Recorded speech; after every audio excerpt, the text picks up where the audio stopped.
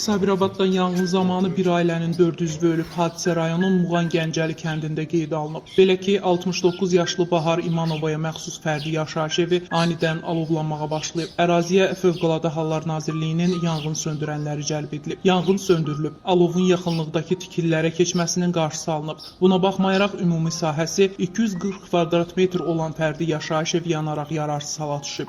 Evə baxış keçirilən zaman bir ailənin 4 üzvünün 36 yaşlı Tural İmanovun, övladları 5 yaşlı Osman bəy və 1 yaşlı Esma İmansoyların, həyat yoldaşı 23 yaşlı Safalı İmanovanın meyidi aşkarlanıb. Yanğın hadisəsinin hansı səbəbdən baş verdiyi hələlik məlum deyil. Faktla bağlı araşdırma aparılır.